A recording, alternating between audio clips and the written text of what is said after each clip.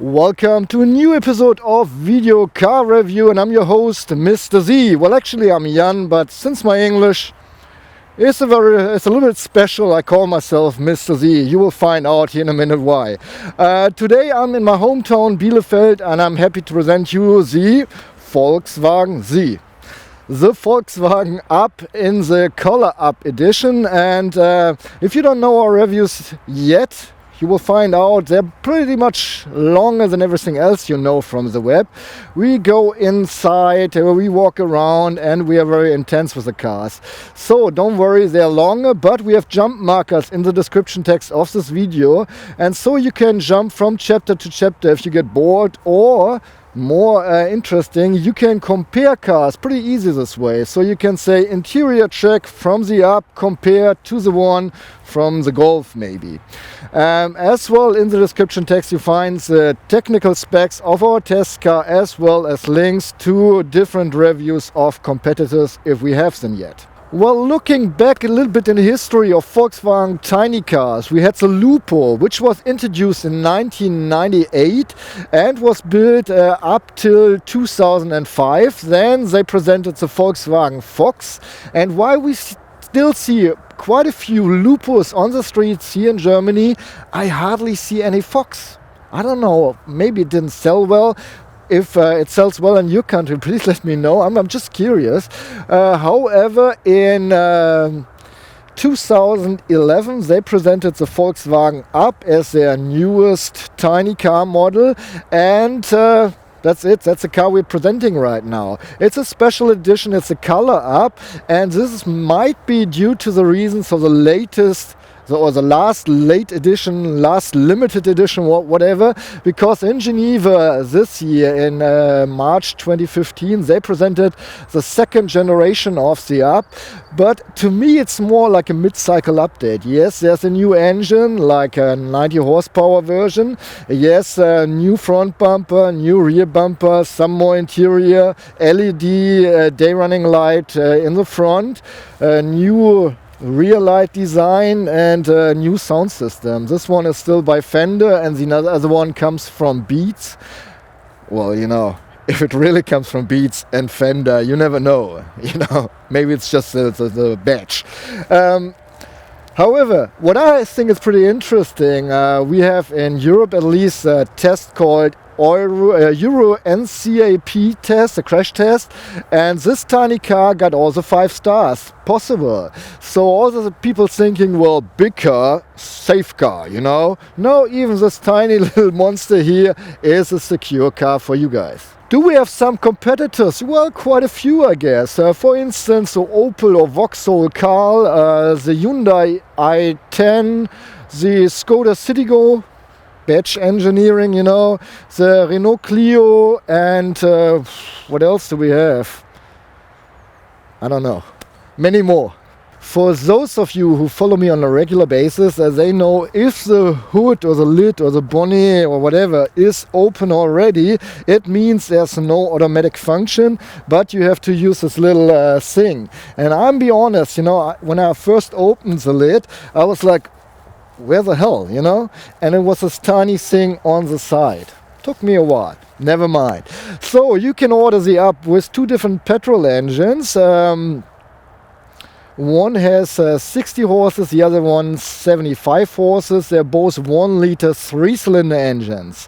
Besides that, you get each engine with a BlueMotion option as well. Then we got a CNG version, so a natural gas version with 68 horses. And of all those 3, you can decide either a 5-speed manual transmission or a 5-speed automatic transmission. And last but not least, we have the E-Up, the electric version, which has 82 horses and comes with an 18 kilowatt hours battery that is supposed to be good for 130 kilometers of reach. All Ups have a front wheel drive, of course. And here it is, the tiny heart of our test car.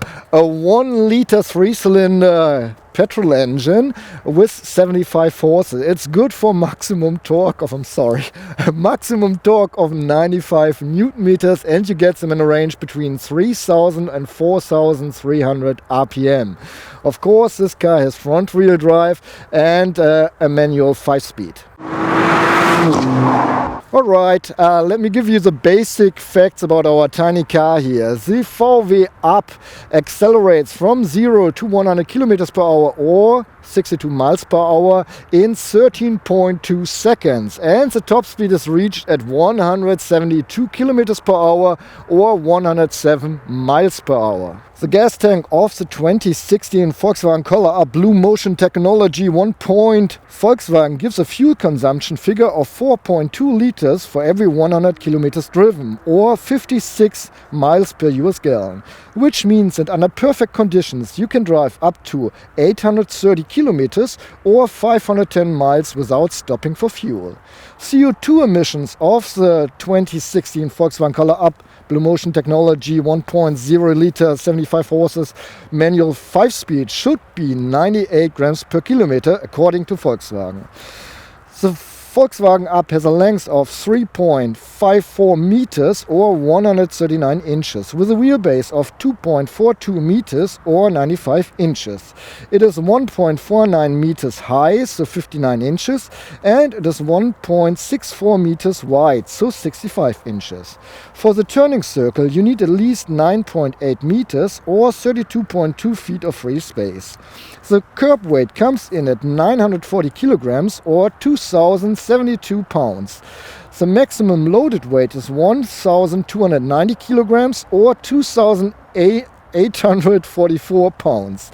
In Germany, our test car cost 17,388 euros.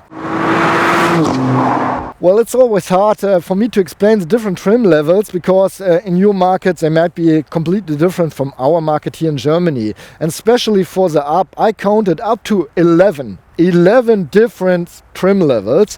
So our trim level or our special edition is called Color Up Sandstorm Yellow, and but you get two different color up editions there, and they're based on the high up trim level, which is supposed to be the highest trim level, at least here in Germany. With the color up, you get the fog lights as part of the trim level, and we have regular headlamps, front lamps, whatever lamps, and all light bulbs. So the LED running light comes with a new Up starting in late summer 2016. Alright, so we got the color edition, the Color Up Sandstorm Yellow edition. So you see the highlights here. That's not gold, it's Sandstorm Yellow. You might know this color if you're a Volkswagen fan, because when they introduced the Beetle Dune, that's the color they introduced it with. Our color, however, is called Blueberry Metallic, and it's one of 4 colors you can choose in the Color Up edition. So if you take other Up models, you have various other colors to choose from. Oh yeah, part of the edition as well are the tinted windows starting from the B-pillar, and I'm a little bit sad because Volkswagen did not supply this test car with the right wheels. Actually, they have 17-inch alloys, which with this yellow on them, so with yellow stripes, and those are just 16-inch alloys from the Volkswagen program you can order as well. Well, okay, I'll make it short. I don't know much to say about the back. We have a spoiler on the roof. The lid is always in this black, even with a color edition, and the exhaust pipe is hidden on the left side right here. Now I have to, tell you a little bit about the rear lights. Not that there's really much to say, but at least I want to show it to you because a lot of people like this light show we always do. And overall, I hope I'm done here by now. Well, that's really nice. When I started recording this clip, it was almost raining or just quit raining, so I was afraid that it would start over. And now when I'm done with all the moderation around the car, the sun comes out when I'm ready to get inside the car. Irony. However, the doors are nothing, they're pretty big, I guess. It's same like with a small car, huge doors, which should ease me to get inside here. And they open in an angle of around about 85 degrees, by the way. Okay, but as I said, getting in is pretty easy. You go down a little bit, but not too much, not even for an old guy like me. And I have to reach out a little bit if I open the door all the way, but it closes really easy. Welcome inside the Volkswagen color-up.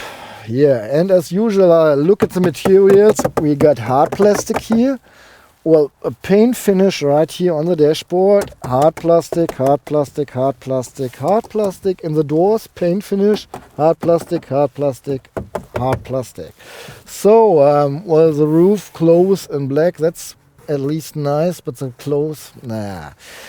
Well, it's not a premium car, of course, and normally whenever I test the Volkswagen, I say, well, yeah, the material, it's not premium, but Volkswagen alike. That's a special standard for myself. This is below Volkswagen standard. I'm sorry to say so, but it's just hard plastic all the way. But it's supposed to be an affordable tiny car, so it might make sense this way. Otherwise, you would have to pay much more, I guess. When it comes to the space inside, I have to say, first of all, I have enough space for my head. Seat is very low and at the lowest point, and I can put more than a fist between my head and the ceiling. Driving the car, you don't even have the feelings that you drive a tiny car. It more feels like a Polo, for instance. Well, if you've driven like a Mini Cooper, for instance, even the new version, it always gives you this, you know, with this little window. Yeah, man, wow, I can drive around, cool. And here it's more like, okay, I'm just driving. So you don't even have this tiny car feeling. The passenger seat is pretty close to the driver's seat. So if you sit here with two grown-up, it's not getting cozy, but, you know, it's close. You feel it's a tiny car. It's not a compact car, that's a tiny car. You do feel it, but it's not that you feel tightened up. And just, you know, driving this view gives you even a spacious feeling. It's kind of weird. I'm impressed. Well, however, yeah, I have enough space sitting here. By the way, I'm 180 centimeters tall, so 5'11", so that you can, you know, get an idea. Talking about ergonomy, everything is right in place, you know, not too many buttons, but not too many functions either. One thing I was amazed, I think it's the first test car in a while where I had to turn on and off the lights by myself. So no automatic light, but a regular one. And if you have driven with lights and you forget to turn them off and you go outside, oh, bing, bing, you get a reminder. It's like in my old Opel from 1995. Okay, but so far you can reach everything. Everything is fine to reach and to use. Oh yeah, by the way, you know, this bing, bing, bing reminds me of the, we have a climate control in here. It's part of the color-up package. Whatever. And you have really, you know, you have rulers here, or however you call them, you know, not just tiny buttons, but really, that's mechanical. That's cool. I like that. I really do. And to be quite honest, actually that's easier to use than all these push buttons like, oh yeah, I want 1 degree more. I mean, seriously. I want it cold or hot. Really hot or really cold, or in between, maybe, you know, when it's autumn or springtime. And I want, you know, air, or I don't want air, or a little bit of air. But that's easy to use, really. I like this. I don't know why everything got so fancy in cars these days. Okay, let's start with our normal routine. I'm getting carried away. We cannot adjust the height of the safety belts on our shoulder, but the safety belts are pretty long for a tiny car, I might say. I'm not too keen about the seats, especially in my back down here, you know, driving a little longer distance. I felt like, oh no, something is missing, like a lumbar support, for instance, you know. You don't have flexible headrests, they're fixed, and feel like a cushion. I mean, that's kind of comfortable, you know, if you want to sleep, but that's it. You can scoot them backwards and forwards all the way, of course. Is this my position? You might know. And as an option, you can adjust the height as well, you know, pulling. What I don't like, we don't have a wheel to adjust the backrest, but this knob here. So if I'm driving, you know, I just want to release my back a little bit, and whoa, I don't like that. I think that's really saving money at the wrong point. Whoa, what's up? What's going on? Cruising. Well, you know what I mean. And I think that really, dear manufacturer, stops this. That's stupid. I mean, how much more is a wheel? €1? Honestly? Never mind.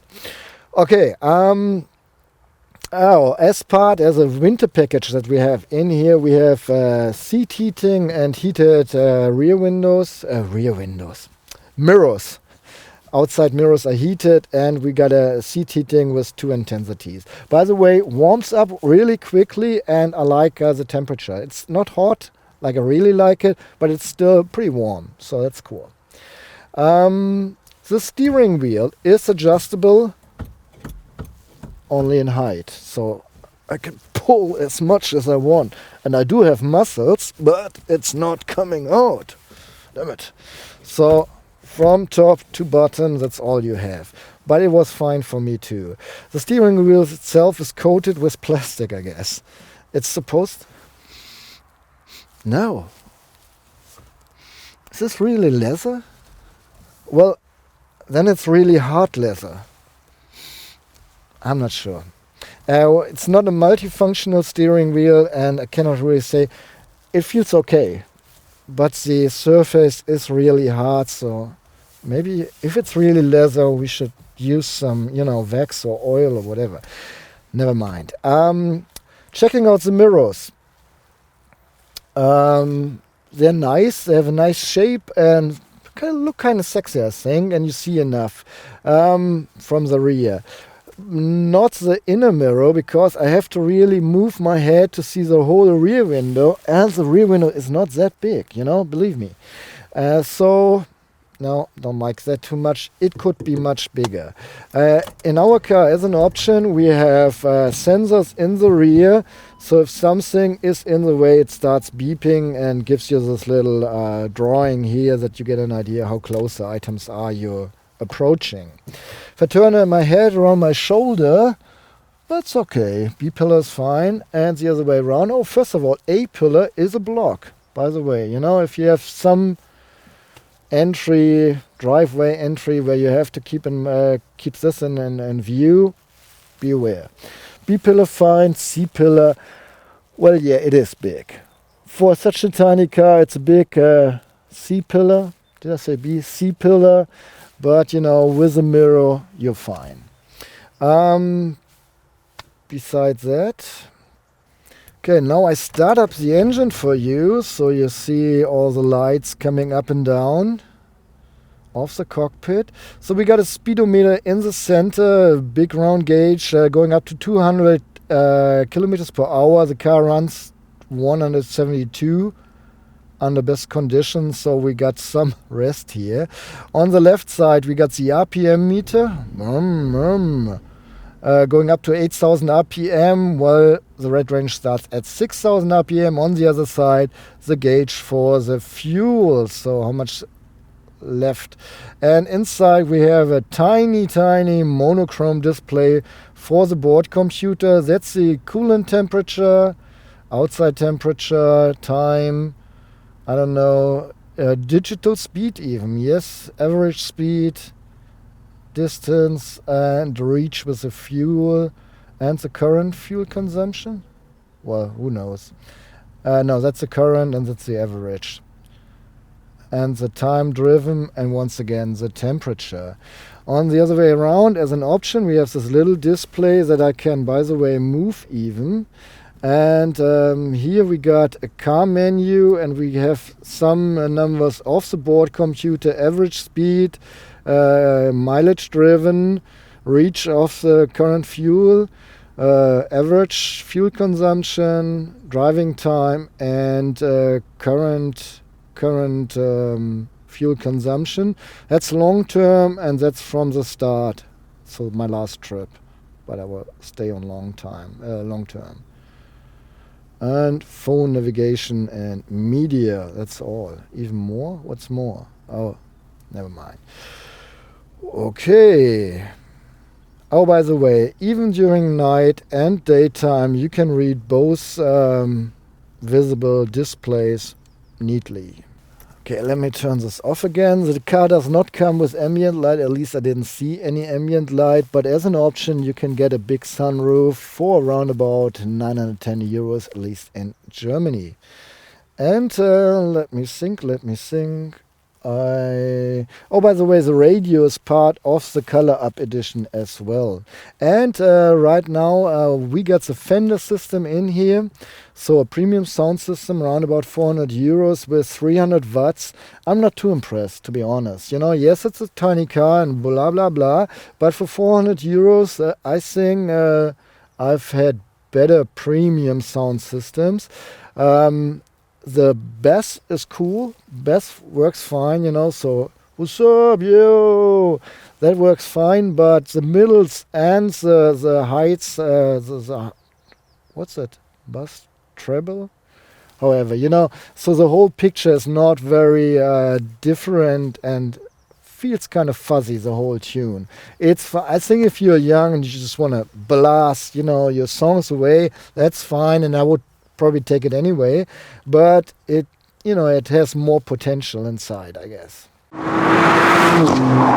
So on to the video car review, compartment check, and tell you what, it won't be too long. In the door panels we have space for this half a little bottle and some other stuff, but we don't really have too much space in here. Nothing. Then in the center, my phone, of course. We have two compartments here, one for my wallet. No money in my wallet, so this fits in here pretty well. And then a cup holder where you can adjust this ring, but it does not have any spacers. This bottle is shaking around. I think up to 1 liter might fit in here. I didn't try it, to be honest. And behind that is another compartment. I always put my iPhone in here, so that works as well. Here we got a 12 volt outlet, and the radio comes, by the way, with an aux in. I'm just pointing this out because I did not find one single USB plug. You can hook up your phone to the radio via Bluetooth. That works fine, especially with the display up here, you know, just pushing around. But you cannot charge your phone except you use an adapter 12 volt to USB. Nothing, just a cup holder back here, but I will, mention this in the rear part. Then we got the gloves compartment. Here we got the board material and some press material. Another one of this black thing would fit in here. Here we got coin holders as well. And up there, I think it's supposed to be a compartment for glasses, but my shades wouldn't fit in there, I'm pretty sure. Not illuminated. We have sun visors on both sides. Both sides have a makeup mirror. None of them is illuminated, so we don't have any lights here. And we don't have no reading lights, just an entry light that you can turn on as well to illuminate the car here. No handle on the driver's side, but on the passenger side. Oh, and by the way, you can remove this. Did I show you this? No, I didn't. If you want to, you can remove this part for whatever reason. No, that's it. Well, if you configure your Volkswagen up, it has 2 doors when you start out, and as an option you can order 2 more doors, so the rear doors. And our up has 2 doors in the rear, so I will take you inside to show you the rear bench. All right. I wonder if it's too tight for me. No, actually, well, I have to bend my head a little bit, but that's fine. And closing the door is easy too. All right, that's it. I'm sitting in the rear. I'm 180 centimeters tall, so 5'11". The driver's seat is put in a position that I can drive good. I'm sitting good there, but sitting behind myself, sort of, you know, my leg space is limited. I'm already having my knees in the driver's seat. Even they have spared out something. Couple days ago, I was driving with 3 kids, and this kid sitting behind me I don't know what it was doing, like and it was always kicking me in the back. I didn't like that too much. Told him to stop. No, I didn't actually. I was such a nice guy. It was this brat. It wasn't my kid. My kid would never do this, really. However, at least I have enough space to put my feet under the seat, so this is good. I cannot really put a full fist between my head and the ceiling, but I have space here in between, and I can easily reach the headrest without, you know, touching the ceiling. And even if I go and look outside, I'm not slamming with my head against the roof already or the ceiling. There's still some space left. It just feels that the window is a little bit too low. You know, I have to bend my head a little bit. By the way, windows, you cannot roll them down in any way. You can just open them at the rear, and we got 2 status, closed and open. Sorry, I spit around here. Okay, in the door panels we don't even have a real compartment, just a tiny one, you know. If I put this bottle here, it will probably fall out anytime soon. No bags. Here's 1 cup holder for 2 outer seats. And I hate to tell you, but that's it. That won't be a long review, I guess. We got Isofix hooks on both seats, and the locks are stable or stiff, so the kids should be able to buckle up themselves with ease. Oh, by the way, the seats are even formed out a little bit, which I like. I mean, I would not have expected this in such a tiny car. And I'm sitting actually not too uncomfortable, but my back is really straight. You know, it's not like laid back, but sitting like in school. In the old days. Yes, sir. No, sir. Yes, sir. Might get a little bit rough after a while, but I haven't been here for too long, to be honest. Oh, the length of the safety belts. I'm just telling you a whole bunch of stuff because I don't want to be this review or have this review too short. So they're pretty long, and I think you shouldn't have any problems buckling up a child seat or a baby shelf. But that's it, except here's 1 hook on the B-pillar for your jacket. No handles, no light, no nothing. That's just it. I'm done. Before we check out the trunk together, I would like to show you the key as usual. It's a normal, unspectacular Volkswagen key, the Volkswagen badge on the rear side. On the front side, 3 buttons. Locks the car, unlocks the trunk, and unlocks the whole car. And if you push the button, you get the real key that you need to start the engine. Well, okay. So here's the up. The only way to open the trunk is push this button and open the lid. And here we got a volume or capacity of 251 liters or 9 cubic feet. And our mighty tripod case does not fit in here, but at least my carry-on luggage. And just to let you know, I went shopping with this car, our regular, you know, running groceries. And, well, not everything fitted in the trunk, so I had to use the rear bench as well. But if you're not going shopping with 4 people, it should be enough to get your errands done for at least a week. But now let's look inside. Alright, first we remove this little thing here. That's pretty easy. And then we can look inside already. We have hooks for bags on both sides. Smaller one up here, bigger one there. And a little lamp to illuminate the trunk. There's nothing really in the lid except here a handle. And we can remove this part. Either remove it completely or just put it down there. So we don't have to put it somewhere else, but we can remove it completely as well. Just put it on the side because I will need it in a second. And If we go a little bit deeper, here's the subwoofer, I guess, from the fender system, and a tire kit, first aid kit, and here we got the warning triangle. Yeah, but overall there's not too much. We can flip the backrest off the rear seats, 60% on this side, 40 on the left side, and now I take the floor back in to show you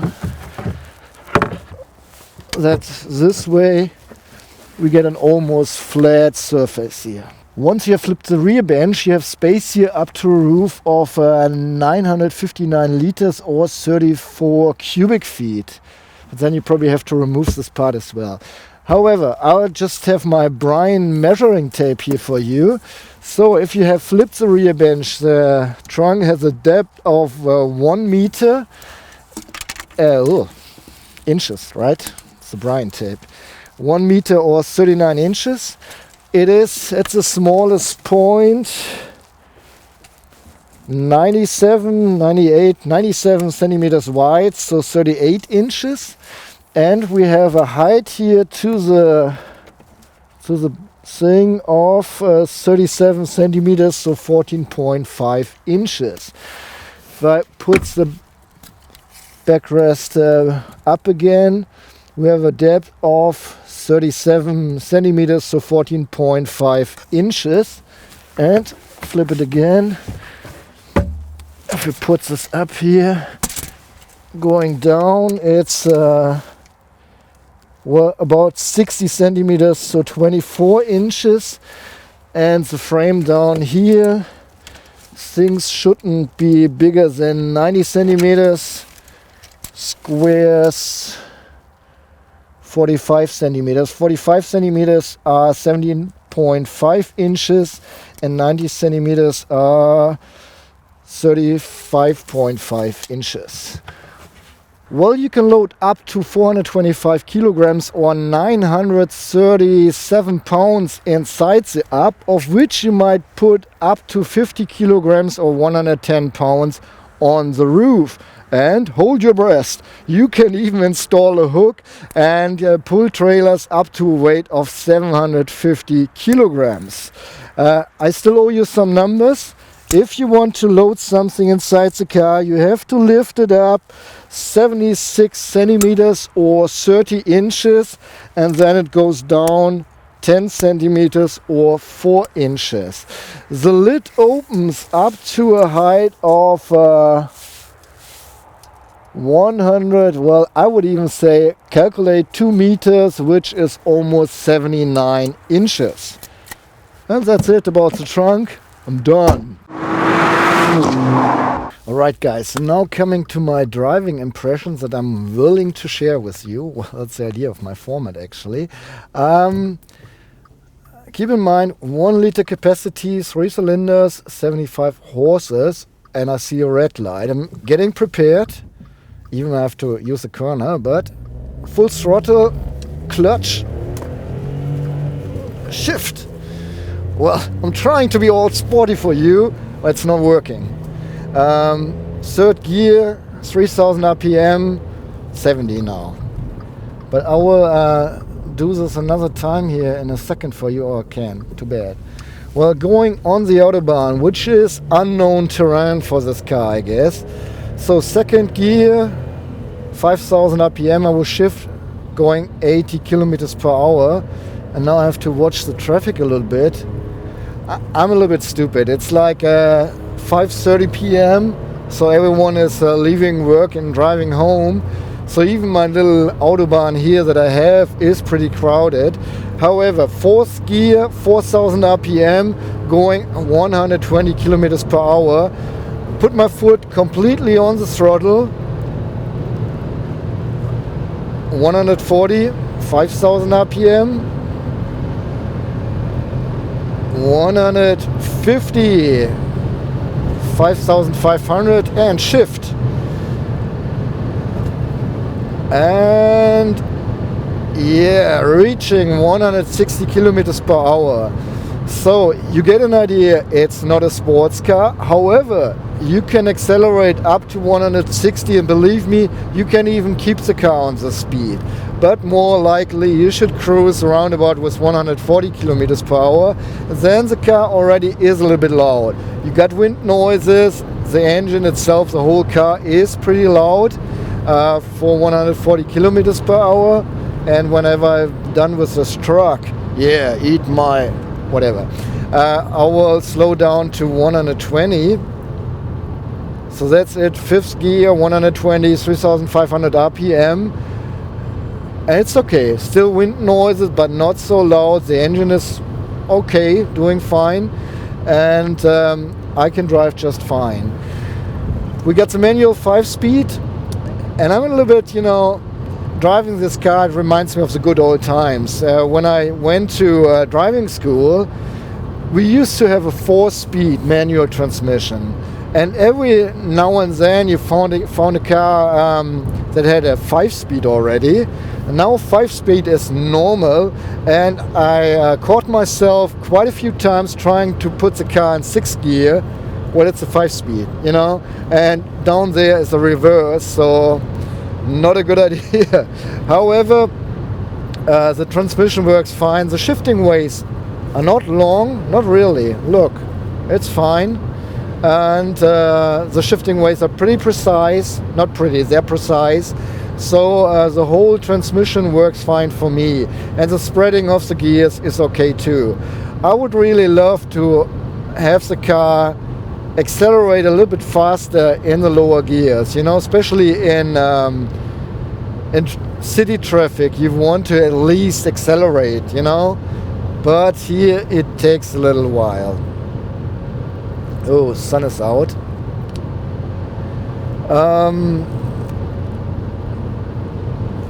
The brakes work fine too, no problems with that. You can, be really tender and they react the way you press it.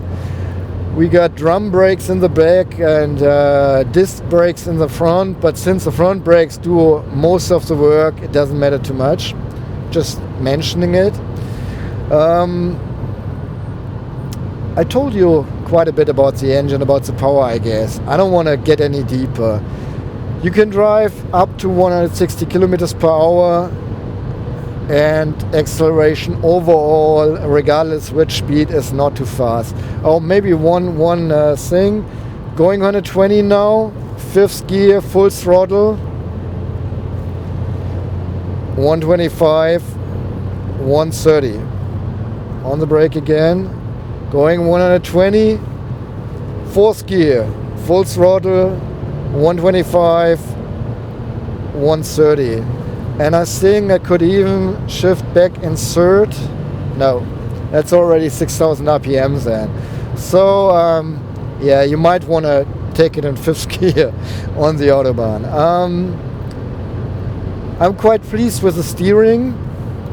Maneuver the car around in the parking spots and all that was pretty easy. And even on the Autobahn, yes, it's a little bit too direct here right now, but overall it's fine. I have no complaints about the steering, feels good, makes sense.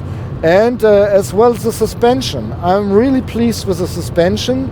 If the road condition is really bad, well, of course, it can make the street feel better, but under normal circumstances it's just fine and okay. It works, it's comfortable. It's a comfortable suspension, and even if you go a little bit faster through the curves, it supports your driving. Okay. Yeah, it was just a fast car, I didn't want to interrupt him. When I was filming the German version, I was telling the guys that I don't feel too confident on the left lane, because you cannot really accelerate up, so you really have to keep an eye on the traffic behind you in order to don't annoy anyone. And what you're gonna do now? trying to sneak in front of me. No way, not with Daddy. Yeah, suspension, engine sound, wind noises I got covered. Power overall, suspension, brakes. I'm done, I guess. I can tell you this little Garmin system works fine. Guided me with charm, and actually I didn't use it too much. I think it's a neat thing that it's hooked up with a radio. So if this is too small for you, the whole display, you can, use infotainment system here as well, navigation, phone, media, and media would be radio as well, Oops. Car, board computer. So all in all, I think this car is cool for, most city traffic work. But you can even take it on the highway and, I won't say have fun, but you're not blocking anyone big time. So that's fine. By the way, talking about assist systems, there's a city emergency brake assist. You have a cruise control at least. Not an adaptive one, but a cruise control. And, the parking sensors, but not too much support here. And talking about oversteering and curves and all that, I didn't take this car to the edge, and I don't think that anyone will who is willing to buy this kind of car. For normal use, it's just working fine. Oh, everyone's coming from work. So, I think that's it. I'm done. Alright, coming to an end of my review of the Volkswagen Color Up Sandstorm Yellow Edition with a 75 horses engine and the manual 5-speed. First of all, fuel consumption. Volkswagen gives us a figure of 4.2 liters. I say no. I've driven 700 kilometers with this tiny car and ended up with a fuel consumption of 7.2 liters on 100 kilometers in average. So that's quite more. But I have to say, most of the ways I drove were short distance, around about 5 to 10 kilometers. And I took the car on the Autobahn once or twice, and yes, there I put my foot on the throttle, going 160 kilometers per hour or 100 miles per hour, which is okay with the car. I was quite surprised, yes. Usage as a daily driver. Well, if you like to drive with 3 passengers all the time, I say no, too small. But if we keep in mind that's a tiny car, we have a tiny trunk, but we can flip the backrest when we don't need the back seats. It's quite flexible and I like this. And for this tiny car, it offers us quite a bit of space. You can run the errands with the car. You can, even put my tripod case if I flip one part of it's okay. It's not too bad. Driving fun. Oh yeah. I normally give the sum. I leave this out right now, but my sum would go this direction. Yes, it's a 1 liter 3-cylinder with 75 horses, but it's not really accelerating in a way that you feel like, wow, yeah, it's sporty. Not at all, no. However, you can get along fine. You get everywhere, that's good too. And it's a car overall. It's not a scooter or anything, so that's fine. But no, not really driving fun. If you have driven like a Mini Cooper, regardless if it's a new version or more likely the older version, the original Mini, you sit sort of on the street and you jump around like in an auto scooter and really have fun, even you don't have too much power. This car does not really feel like a tiny car while driving, so you're not, being slick Rick around the traffic downtown, and no driving fun. Driving comfort. I'm not too pleased with the seats for my back. For long distance, I don't like them too much, but it's not a long distance car overall. However, the suspension is nice and comfortable. That's it. And I'm done. Overall, it is a affordable tiny car, and it makes sense, I guess. Does my review make sense? I don't know. If you think so, please give me a thumb up. And if you like to support us, in the description text you find services like Tipeee or Patreon, where you can send us some money, or just drop those links to my reviews on your or on the social networks you use, like Facebook, Twitter, or Google+, or put this review in your private personal playlist on YouTube. That helps us as well. Tell your friends and colleagues about us, please, if you like our style, because we need more fans, especially for the new channel, for the video car review channel. And if you have any questions about our review, please put them below in the comments. If you have any suggestions for us, what we can do better or how we can improve, don't even think about mentioning my English, please. Then leave us a comment as well. That's it from my side. I'm your host, Mr. Z. I hope you tune back in next time when it's video car review time again. So long and goodbye. Lupus, and the Lupo was the successor of the... Das ist auch schwachsinnig. For those of you who follow me regularly...